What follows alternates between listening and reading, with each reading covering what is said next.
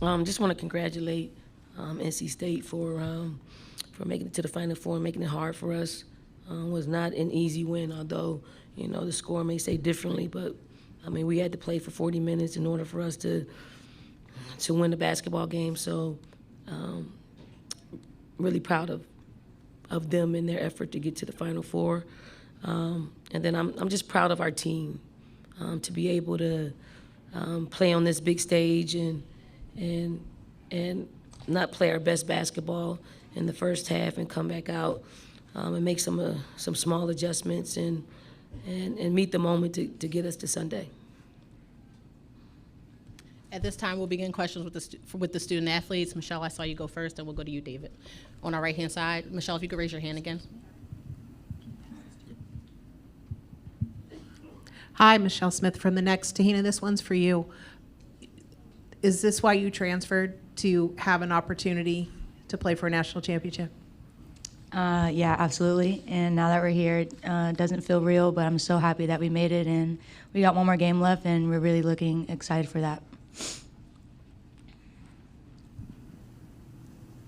David Cloninger, Post-Courier. Ashlyn, 20 rebounds.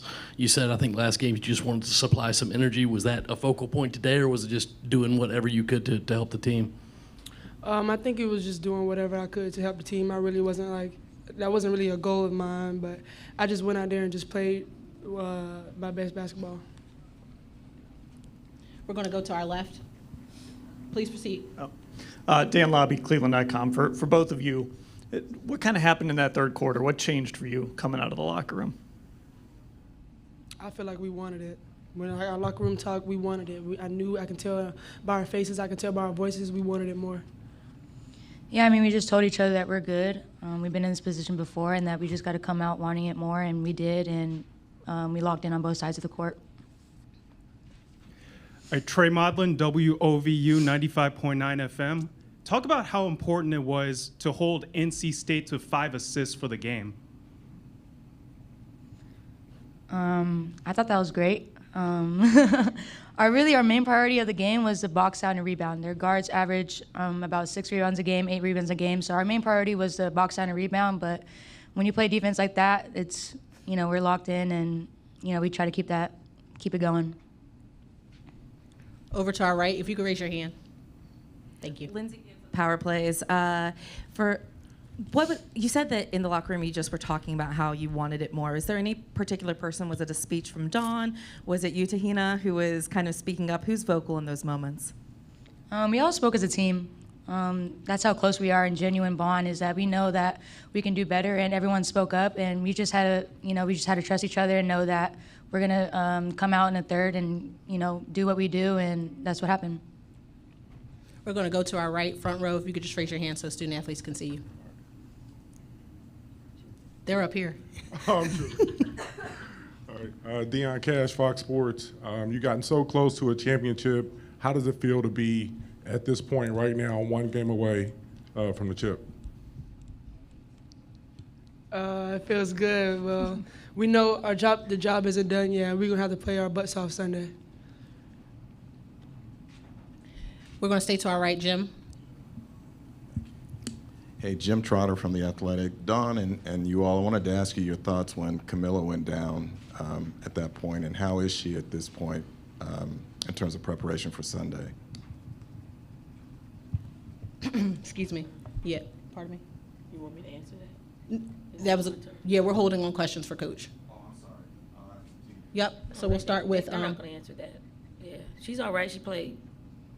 Yeah. Absolutely. What they were thinking when she went down. Okay, go. Y'all can answer that. We'll start with Ashlyn. I thought she wanted a medical update. Well, I knew she was going to be okay. Camila's a warrior. She's not going to let a little injury like that affect her. She's going to push, and she's going to be ready for Sunday. She's going to like this answer, but she's a beautiful Brazilian warrior. She's just awesome, man. She's going to play through some pain, but that's just who she is, and she, loves playing the game, so she's going to push through that, and knowing that we got one more game, she's definitely going to be okay. We'll take our next question online. We'll go to Joshua Louder. Joshua, please proceed with your question. Joshua Louder Television Network. My question is for the student athletes. 29-6 run. Just where did you all hang your hat, whether that offensively or defensively, and ultimately that led to tonight's win. Congratulations. Te-Hina, can we start with you first, and then we'll move to Ashlyn? I mean, Coach told us that it was a 6-point quarter for them, and we were just like shocked because it didn't feel like that. It just felt like we were out there being locked in on defense and offense, and we just play the game that we know how to play. At some points, we don't really know what's going on. We just know that we're having fun, and we just love being out there with each other. Yeah, we just play good defense, really.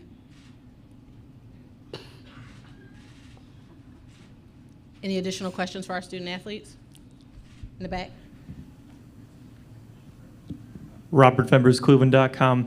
In that first half, I think you had 10 turnovers, and then in the second, only 5 after that. How were you able to kind of, stiffen up and really, carry through in that last stretch? Yeah, I contributed 4 of them. I don't like that stat. Seeing 4 turnovers next to my name, it's kind of, I'm mad at myself for letting that happen, especially in this type of game. I know I'll do better, but we knew that we just got to do the simple stuff. We were trying to be too flashy. Some of us were trying to be a hero. And, when we move the ball like how we did, it makes the game fun and more easier. And we just know that we just got to do the simple things. Yeah. We're going to stay to the back. Yep. Hi, I'm DJ Lily Jade with 95.9. And first of all, congratulations. And so this is the question for both of you guys. How do you guys stay locked in? Because you've won 36 games. So how do you stay locked in and focused in the game? If we could start with Ashlyn first. For me, I think we have a lot of fun and we know when to be serious. I think we have a good balance, and that balance is what helps us stay locked in. We know we can play around with coach and each other, but we know when to be serious. Yeah, it's very balanced with our team. We know when to take care of business, and we know when to have fun with it. But we've done a great job so far, and hopefully we can take care of business on Sunday and have even more fun. We're going to stay to our right. Cora Hall for the Greenville News. Ashlyn, I wanted to ask you, you're back this year in a different role for this team to come up so big tonight. How does it feel different, and what does it mean to you to have, this performance in the Final Four? It feels good. It feels good to show what I can do and help my team. Of course, I'm going to try to do anything that I can help my team win, and that's what I did today. We're going to stay to our right. Go ahead, Jim.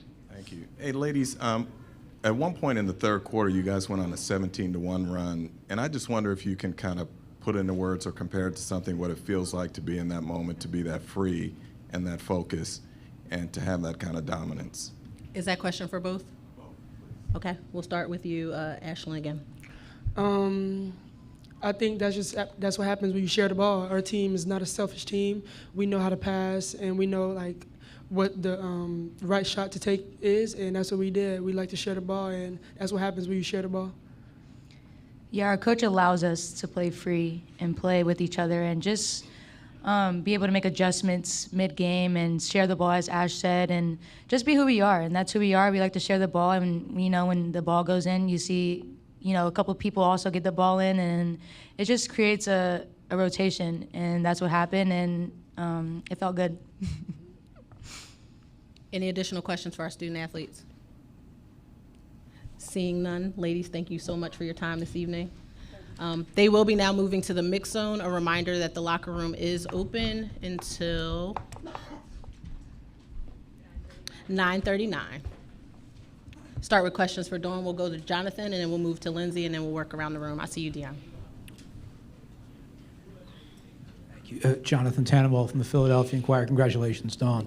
Watching Camila play the way she played tonight, and then watching you talking to Aaliyah as you were coming off the floor, it reminded me of what you used to say about Aaliyah, and knowing that she would one day play in single coverage, I think is how you put it a couple of years ago. And to know that you again now have a post player who can be that dominant in as big a game as this, what does it mean for you as the coach and the game planner and the tactician to have that? I mean, you play to your strengths. Camila's a strength of ours. She's 6'7", she's agile. She can command the paint. She played with a desire to win. I think she asked for the ball a couple of times as well, meaning get her the ball. And it's that, it's I don't want to lose. I don't want our season to end in any way except the way I envisioned. And that's winning the national championship. And when you can put your play behind your vision, it makes a beautiful memory.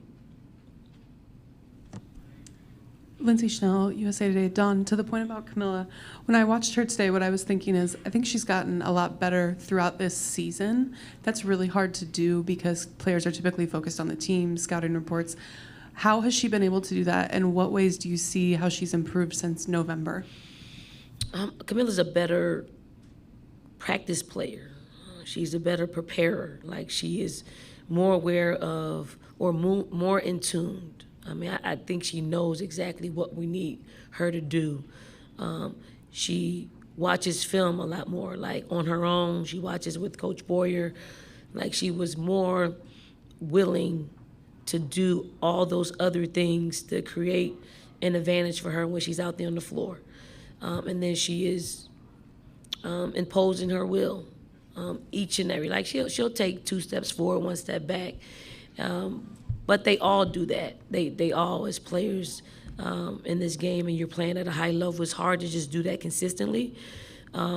So, I mean, greatness is a process, and she's still very much I think, in the beginning stages of her greatness. I think you'll see her play a lot better when she's with pro players. We're going to stay to our right. Dion, you'll go first. Kareem will move to you, and then I'll get to the side room. Please proceed. Dion Cash, Fox Sports. Congratulations, Coach. What did you say to him after the first quarter? You guys shut him down to 6 for 28 from the second and third quarters as far as scoring. Isaiah James had 8 points in the first quarter. She ended up with 20, but she shot 17 times. What did you say to them to have that huge run in the third quarter? I mean, it's more just simplifying. I mean, what we were doing, and we were victims of what we worked on, and especially ball screen action. We knew they were going to go under, so we worked a little bit on rescreening, and once they started icing us, we just kept trying to do the same things, and basically stop dribbling, more passing, more ball movement, and once we started having that, it wasn't magic. It was just simple basketball, and then we just started getting stops, and we got easy buckets, and then we executed in the half court and built ourselves a pretty good lead. And at that point, it was just trying to keep the lead and play good basketball, because we feel like good basketball is contagious and bad basketball is contagious. So we want to take some good basketball into Sunday. Thank you. I'm going to stay to our right with Kareem. Go ahead. Hey, Don. Kareem Copeland, Washington Post. What about that third quarter defense did you like the most? I like the fact that we turned up. We turned up the heat. I mean, we put a lot more pressure on them to go deeper in their offense.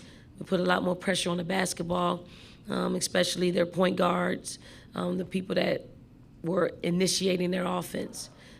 So, if you get them to play a little bit outside of their comfort zone, you're disrupting and you're dictating. And I thought we did a lot more of that in the third quarter. That created some easy buckets for us. We're going to move to our left. Don McClary, Keon Sports. Coach, first of all, congrats on the win.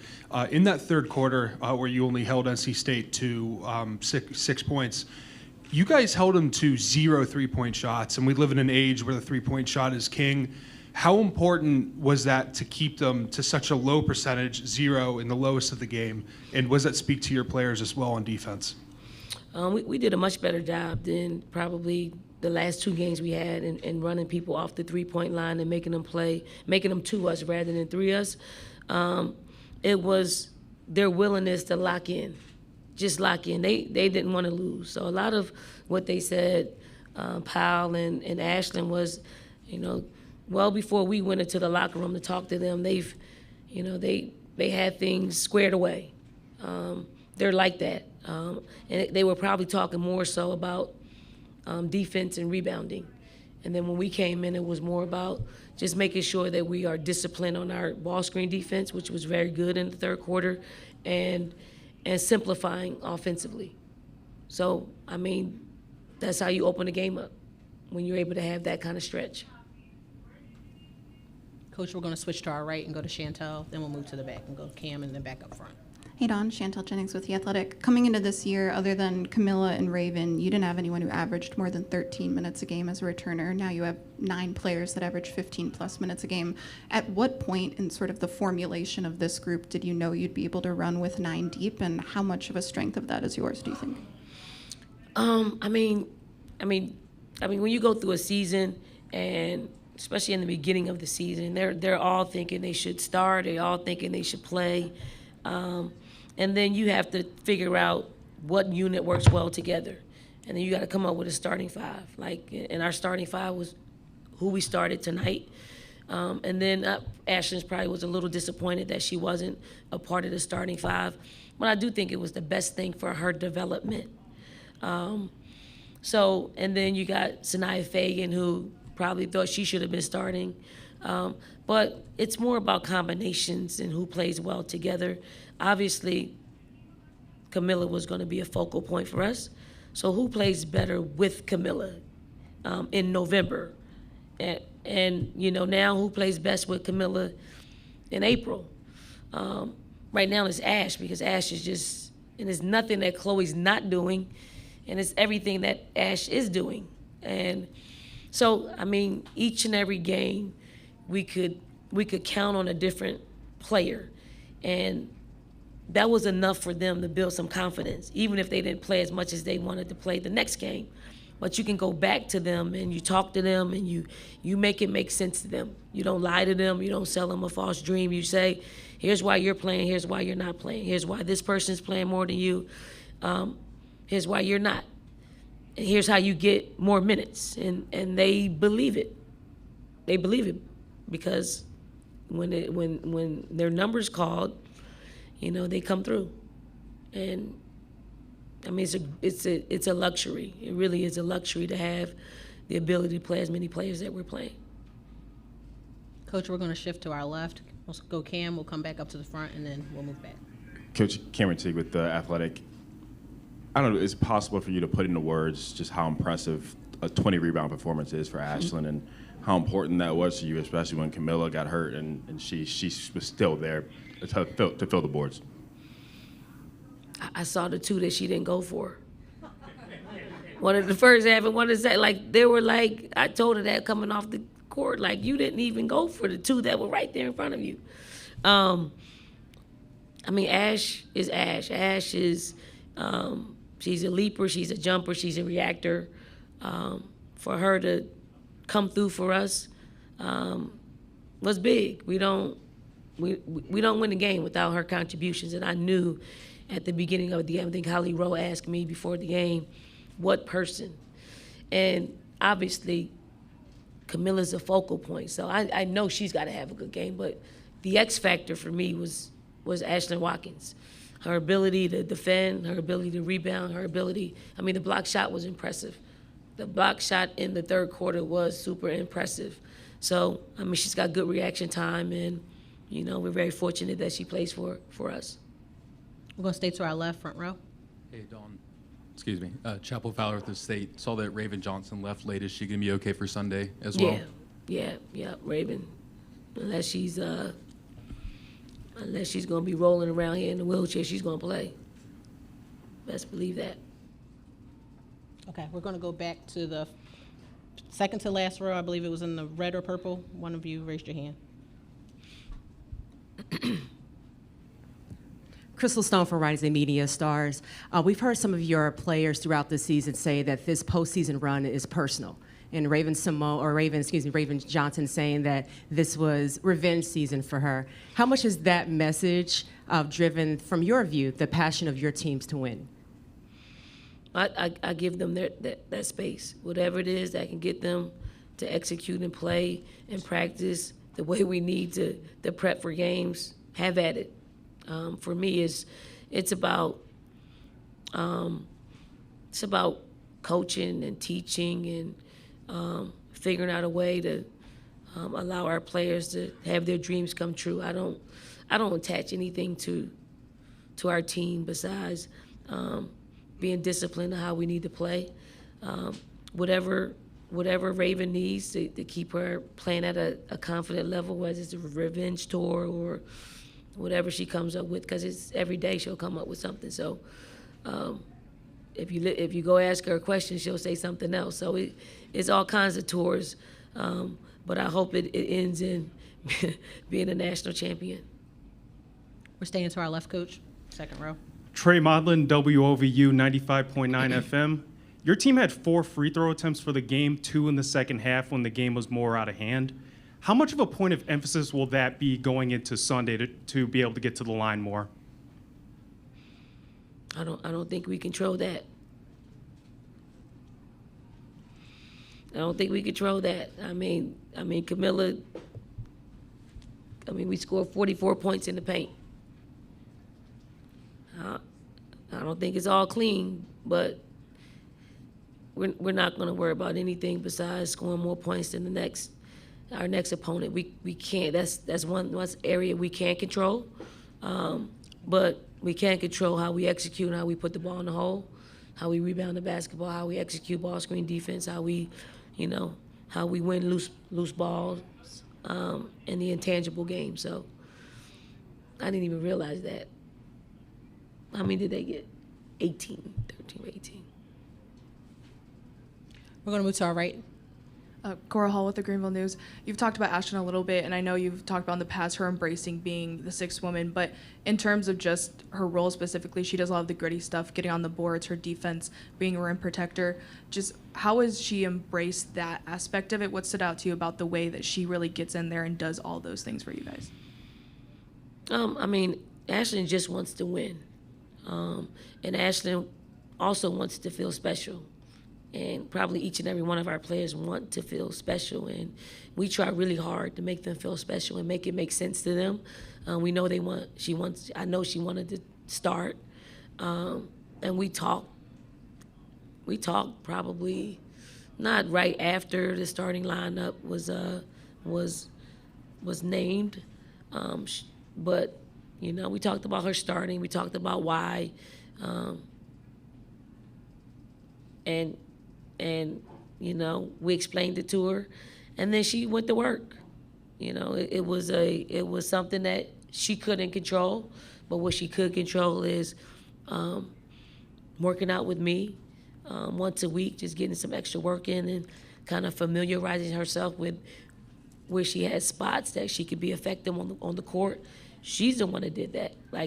And then when we decided that's what we were going to do, I didn't text her. I made her text me to make sure this is something that she wanted to do. I did forget a couple times, and she reminded me. But it is that. It's a process of being great. It's a process of trusting. I do think she trusts me, and I trust her. As you can see, she played a lot of minutes for us. She's a very integral part of our success. And she only started maybe 4 or 5 games this season.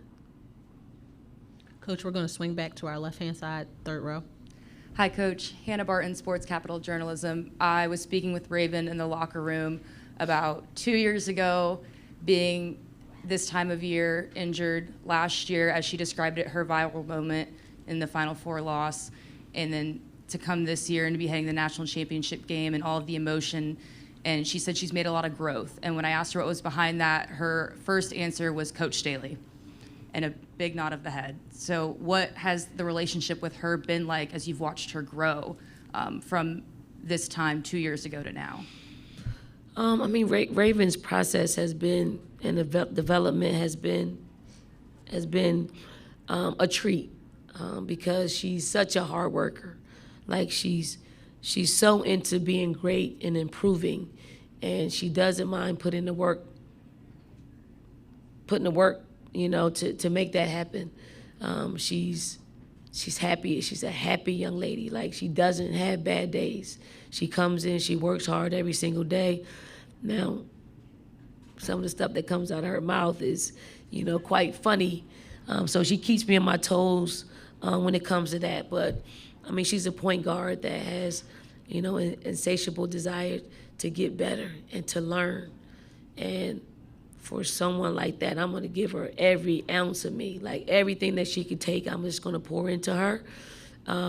But she came from a great high school coach, she won multiple high school championships, state championships.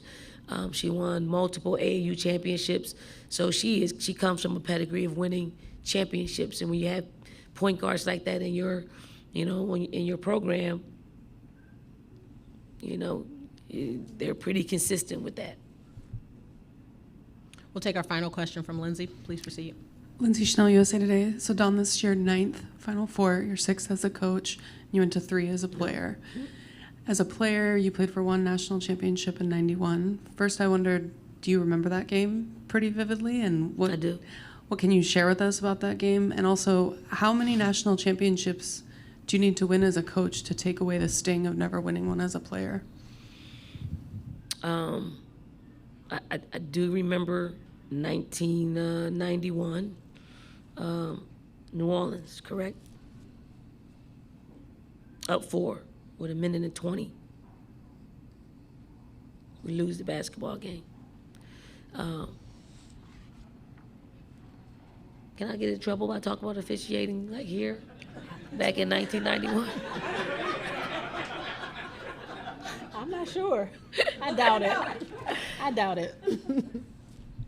I mean, there was questionable calls in that, and you might have to get the skinny from Debbie Ryan, because I'm sure she remembers every single play. But I vividly remember us being up 4 and not being able to get it done. I do think it was, wasn't meant to be, and the fact that we won in 2017 made it really special.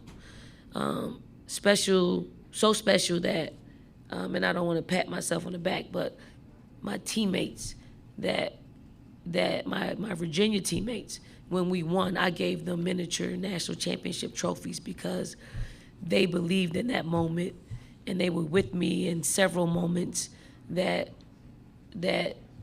they deserved it. I wanted them to feel something tangible of winning a national championship because they gave me the desire to want to do it. Now, I didn't think I was going to coach. I thought that was going to be that. But once I got into coaching, I wanted to check that box off. So